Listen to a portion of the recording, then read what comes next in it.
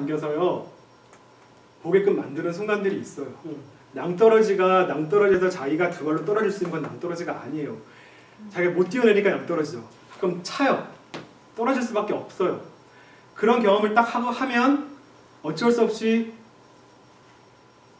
정말 이 끔찍한 세상을 눈뜨게 보고 올 수밖에 없는 거예요. 제가 지금 이거는 그 세월호로 아이를 잃은 경험이 있는 부모 입장에서 얘기하는 거예요.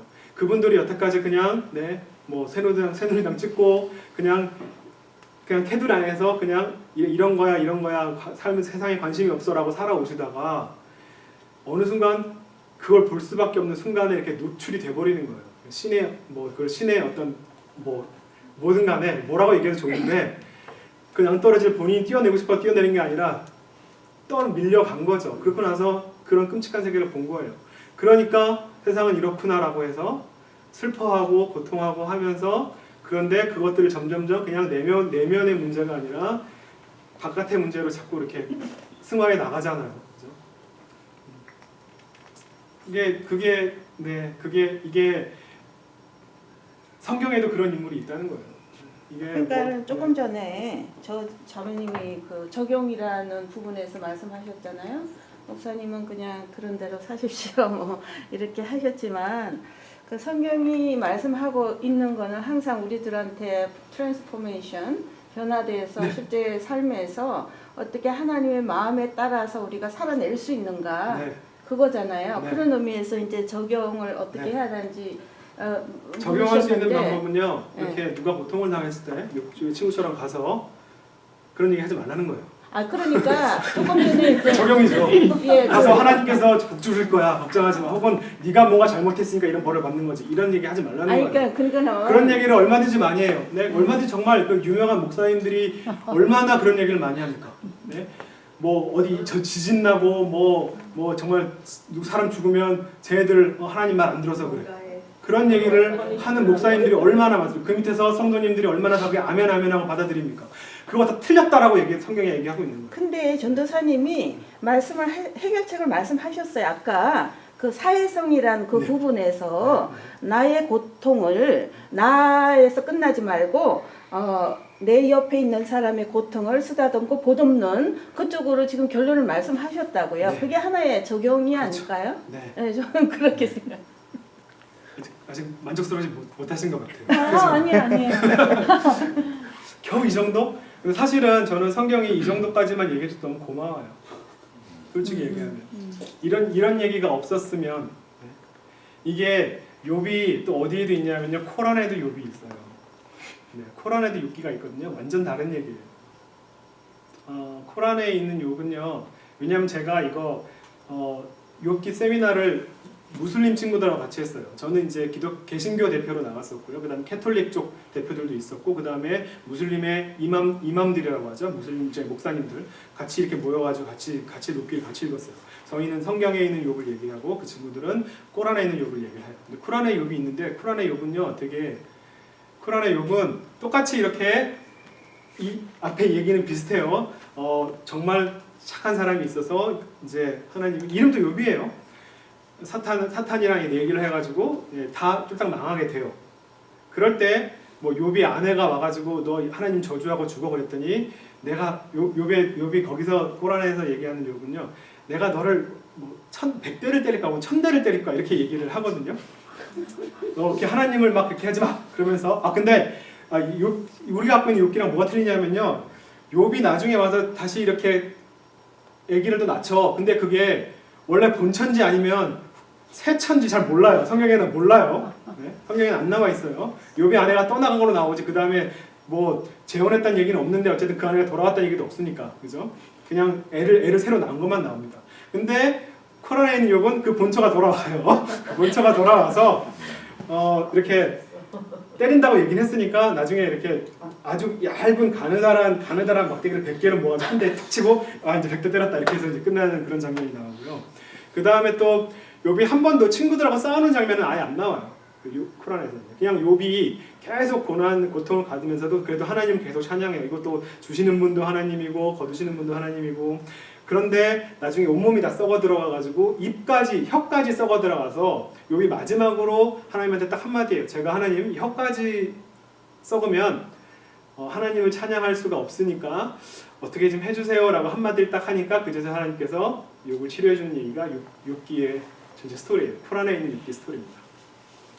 이런 얘기가 하나 더 있으면 얼마나 깝깝하겠어요, 그죠? 이런 욕도 있어야죠. 아니에요, 내가 다 틀렸어라는 얘기 욕 하나 있어야 된다 생각해요. 그래서 성경에 이런 게 있어서 너무 좋습니다. 고맙고요.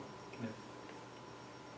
자, 고란에서 그 욥의 아내가 돌아왔다는 건 좀 그 고란답지가 않은데 다른 여자가 많이 와야 그 이보다 주제가 정당화되는데 본처가 돌아왔다는 건 그건 좀 안타깝게 그죠? 7명의 아내가 다시 돌아간다고 하죠. 돌아갔던 7명이 다 돌아왔어. 그 산책했으면 좋았을 텐데. 본처는 하나님을 욕하고 죽으라고 했잖아요. 근데 돌아왔다면서 그 말이 안 되죠. 그게 좀 선한 네. 하나님께서 바로 돌아와서 욥이 네가 이제 네. 내가 자기가 너 혼낸다고 얘기했으니까 하나님 저주했으니까 너 벌받아라고 하면서 100대를 때리는데 100대를 그냥 정말 때리는 게 아니라 얇은까지 100개를 한 발 툭 치고 그걸로 100대 끝 그냥 그걸 용서하는 걸로 끝나요. 용서해서 아내를 다시 받아들여서 또 애를 낳죠. 그게 코란에서 얘기하는 얘기입니다. 근데 제가 성경을 잘 안 들어서 무식한 질문인데요. 그러니까 하나님은 패턴대로 움직이시는 분이 아니야. 가두지 말했지만 하나님이 주시는 패턴은 아니지만 예를 들면 뭐 부자는 천국에 못 간다. 아이가 같지 않으면 못 간다. 이런 식으로 이렇게 하나님은 어떻게 보면 저희는 패턴을 이렇게 하면 이렇게 될 거라는 그것은 달라지지 않는 거죠. 그게 다음 주 주제입니다. 다다음 주에 그 얘기 할 거예요. 이게 어느 부분이죠? 제가 한번 들은 거 그 천국과 지옥 그 얘기하실 때 하실 건가요? 네. 저는 그 생각 그 전에 한 거 그거. 그게 바로 요거 다음에 했던 얘기예요. 그러니까 중간 들었어요. 근데 저 중간 다음 주는 우리가 모임이 없죠, 그죠? 다음 주는 미모리얼 위켄드 모임이 없고 그 다음 주에 어쨌든 그러면 그거를 제가 섣불리 지금 결론을 말하면 저희가 여태 배웠던 건 아닌 거죠. 그러면 하나님이 말한 패턴 이거면 이거야가 잘못 배웠다는 거죠, 결론. 네, 잘못된 거. 두 번 들어서 조금 한 번 들어서 그때보다 두 번째 들으니까 좀 더 많이 이해하는 부분이 있어요. 근데 전도사님이 지난번에도 얘기하셨지만 우리들이 기존으로 성경 공부하고 교회 다니면서 목사님 설교에서 익혀졌던 어떤 우리가 갖고 있는 어떤 고정적인 있잖아요. 하나님만 박스가 아니라 우리가 갖고 있는 성경을 이해하는 것도 기본에 있는 박스에 있는 거를 이제 전도사님 그 박스를 깨고 탈퇴를 하고 그래서 있는 거를 우리가 배워서 보통 목사님들이 성경 공부하시고 결론까지 다 내주시고 그러니까 어떻게 사십시오를 하셨는데 이제 전도사님은 이렇게 성경이 얘기하니까 이렇게 읽고 그 다음에는 니네들이 제 생각 당신들이 이제 알아서 깨달아서 어떻게 그걸 접목을 시키십시오를 전도사님이 가르쳐 주시니까 우리가 전도사님한테 결론을 내달라고 자꾸 강요를 하면 버벅거리는 것 같아요. 그게 아니라 원래 이 목적이 사실은 이게 좀 우리가 5번 시리즈를 하는 게 어떤 정답을 내리려고 하는 게 아니에요. 여러분들이 여태까지 갖고 있던 고정관념들을 좀 깨트리려고 하는 거고요. 그 빈자리를 채우는 것은 사실 여러분의 몫이에요. 그걸 제가 채워드릴 수는 있어요. 근데 그러면 딴 데서 했던 거 똑같은 거예요, 사실. 다른 목사도 똑같죠. 네. 박스도 이 박스 없애고 다른 박스를 맞추는 것 뿐이에요. 박스 들어간 만병통치약. 배연기름 만병통치약. 네. 근데 어쨌든 이 하나님이 말씀하신 저 잘못 배운 거면 이제 다음에 다시 배울 그 내용에서의 하나님이 방식 있잖아요. 그건 바뀌지 않는 거죠. 글쎄요. 성경 그것도 이렇게 가끔 이게 없나요? 전 그게 궁금한 거. 우리가 생각하는 버선지가 패턴이 깨질 수 있듯이 하나님이 어떻게 뭐 예를 들어서 이 장에서 이 성경에서 말씀하신 그게 다른 장에 가서 그 패턴이 깨지기도 하나요? 패턴이라고 말하는 제가 지금 들은 단어가 그거라서 그런데 제 질문 자체는 사실 잘 이해가 안 돼요. 일단은 근데 권선징악이 지금 제가 나쁜 것처럼 자꾸 얘기했는데요. 권선징악이 안 나빠요. 전 제발 권선징악 됐으면 좋겠어요. 네? 아니 그게 나쁜 네? 지금 5.18 네? 저기 맞아 잘못 잘 사네 있잖아요. 네? 난 발표 안 했다는 얘기 하면서 정말 그런 사람을 하나님께서 왜 저 멀쩡하게 살았는지 모르겠어요. 그거 좀 화를 내는 이유는 하나님을 심지어 원망하거나 얘기할 수 있는 모든 근거는 권선징악이에요. 우리가 그걸 믿고 있기 때문이죠, 사실은. 근데 왜 그 패턴대로 안 움직이거든요. 그 프레임이 깨졌어요. 네. 그 선생님 말씀 듣고 제가 궁금한 건 그 하나님도 그런 약간 만약에 우리가 하나님한테 프레임을 맞췄었다면 그건 깨라. 그럼 하나님이 우리한테 맞추어진 그런 거 있잖아요. 프레임.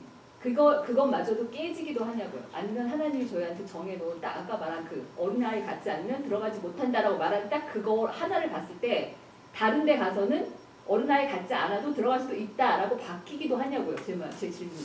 아니면 네, 그게 오늘 이제 이게 두 번째 시간인데요. 교회가 사건이라는 이야기도 있습니다. 우리가 신앙을 지금 이렇게 해보려고 하는 시도가요, 그 출발일 것 같고요. 오늘 주제는 아닐 것 같습니다. 신정론 포기할 수 없습니다. 대단히 중요하고요. 그리고 굉장히 어렵습니다. 그것이 이해가 안 되죠. 그렇죠? 어떻게 믿어야지 도대체 그럼 하나님, 지금 그 질문이세요? 굉장히 안타까워요. 이거 급해요. 좀 이해되게 빨리 얘기를 해주면 이제부터 작정하고 믿을 텐데. 그거 아니라는데? 그거 아니라는데? 그거? 어떤 거죠? 조금 더 매달릴 틈이 있을 겁니다. 신정론 우리가 한번 시도는 해봤었거든요. 더함교회에서. 그래서 한 번 더 아주 신중하게 우리 이 성경 공부처럼 매달릴 부분이 있을 겁니다. 그런 시간을 마련할 겁니다. 그래서 우리 같이 또 해나갈 겁니다. 그래서 오늘 주제는 그만큼의 뭔가를 어리고 순전이라는 안 쓰게 할게요. 자꾸 처방약을 달라고 속었는데 그렇죠.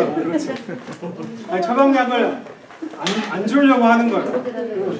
이 박스를 벗어나라고 얘기한 이유로 그러면 여기 안에 들어가라고 얘기하고 싶지 않아요. 그런 얘기를 하지 않고 자기 자신의 뭐 박스를 찾든 간에 혹은 박스를 벗어난 신앙생활이 어떤 것인지 직접 스스로 찾아가지 않으면 똑같이 그냥 남이 만들어준 신앙생활을 똑같이 하는 것뿐이에요. 제발 그런 거 하지 말자는 거예요. 제가 지금 그 말은 묵시적 언어로 성경을 읽어라 그러면은 그거는 박스가 정해진 건 아니잖아요. 자기가 그 성경을 읽으면서 자기의 그 각자의 그 박스로 들어가는 거 아니겠어요? 묵시적 언어로 읽어라 그러면. 그러니까 성경을 전체적으로 읽을 때 어떤 특별한 관점을 가지고 읽을 필요가 있어요. 그렇지 않으면 도대체 무슨 얘기인지 모르는 경우가 되게 많거든요. 중구난방으로 보입니다. 그래가지고 뭐 구원사적 관점으로 성경을 읽어라 뭐 이런 표현도 있고요. 뭐 여러 가지 성경을 보라고 관점들이 있어요. 그런 식으로 외국 뭐 성경을 가르치는 사람들이 주로 그런 패턴들이나 이런 걸 많이 가르칩니다. 근데 그런 가르침과 제가 하는 게 다른 이유는 다른 건 뭐냐면요. 저는 그렇게 관점으로 바라보는 게 성경 전체를 한번 훑어보는 데 도움이 되지만 각 부분별로 정말 그 관점을 읽을 때 그게 다 맞느냐 하면 아니라는 거예요. 그게 들어맞지 않는 경우가 너무 많다는 거예요. 이게 바로 조직신학과 성서신학이 맨날 싸우는 게 그거예요. 성경을 뭔가 자꾸 틀에 관념만 자꾸 가두려고 하는 게 조직신학적인 어떤, 왜냐하면 그렇게 어떤 교리라든지 아니면 관념으로 이해하지 않으면 이해 안 되는 게 너무 많기 때문에 기본적으로 틀이 필요합니다. 성서신학자가 하는 일은 뭐냐면 계속 그 틀에 있는 얘기가 성경의 모든 걸 다 담아내냐? 아니야. 그렇지, 거기서 어긋나는 것들이 계속 존재라는 식으로 계속 질문을 던져서 조직신학이 만들어내는 박스를 조금씩 계속 틀어내는 역할을 하는 게 성서신학자들이 하는 일이에요. 그게 제가 하는 일이죠. 그러니까 여러분들이 지금 갖고 있던 어떤 고정관념이 혹시나 계셨다면 그런 것들을 깨트리는 작업들을 지금 이 작업에서 하는 거예요. 네. 자, 그러면서 저한테 어떤 다른 답을, 그러니까 내가 답을 틀렸다고 얘기하니까 다른 답을 주세요 라고 얘기하는 건 좀 기다리십시오. 천천히 합시다. 돈도 한 푼 안 내고 오셔가지고 너무 많은 거 한꺼번에 기다리지 마십시오. 너무 어려운 질문. 네, 여기까지 하겠습니다.